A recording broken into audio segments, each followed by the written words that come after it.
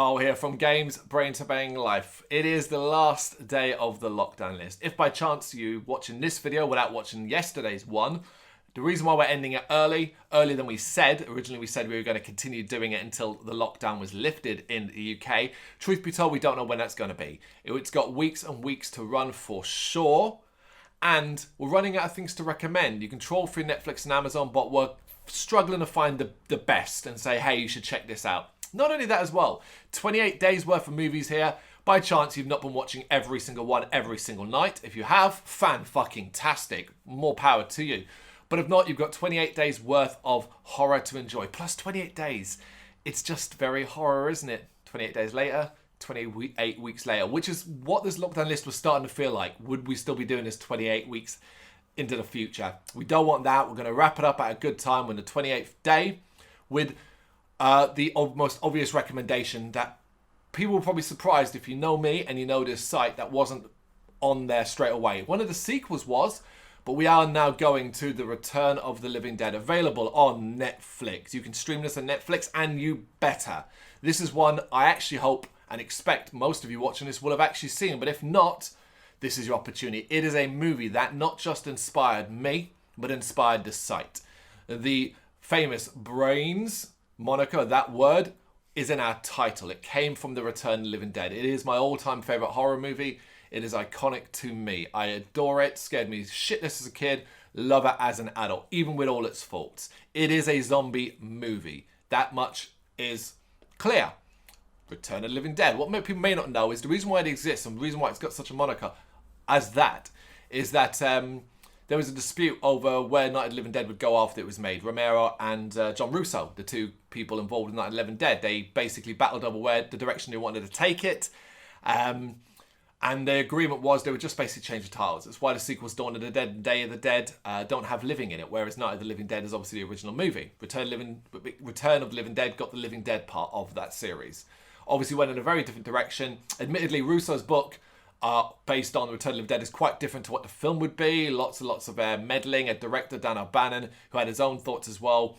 And the end result, I think, is fantastic. It stands out on its own rather than just being another zombie movie. Obviously, George Romero would go on to great things with his own series. And truth be told, The Return of the Living Dead would never, ever hit the high point it did with the original movie.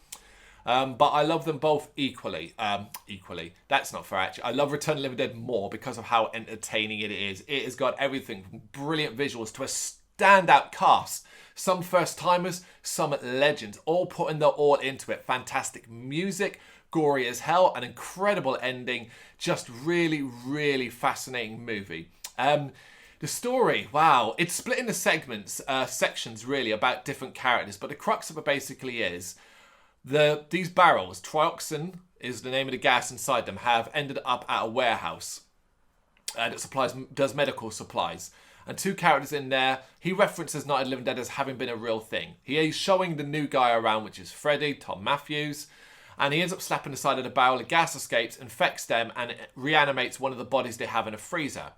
They call the boss, played by Clu Gallagher, who's Bert. They bring him round, and together they try and kill this reanimated corpse.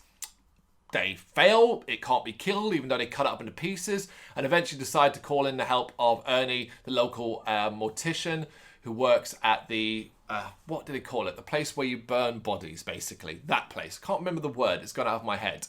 And but that releases all this gas over the local graveyard, which reanimates the dead, where a lot of punk rockers are hanging out, including Linnea Quigley, who happily takes her clothes off here. Although there is something very odd about it, if you don't know this as well, is that she basically does get fully naked.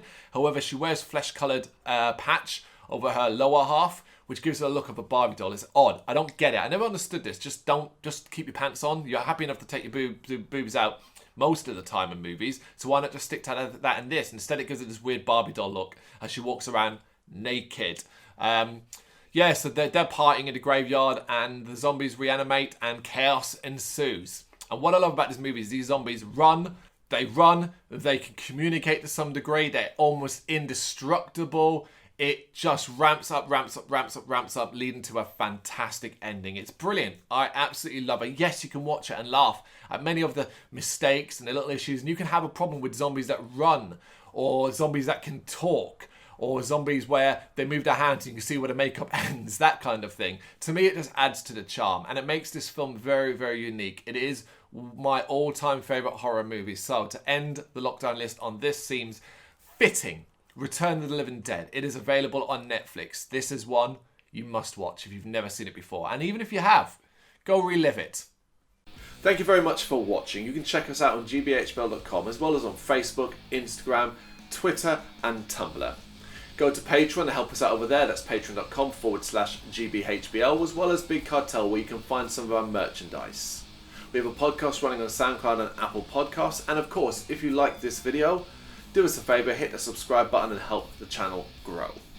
Games, horror and heavy metal. What else is life for?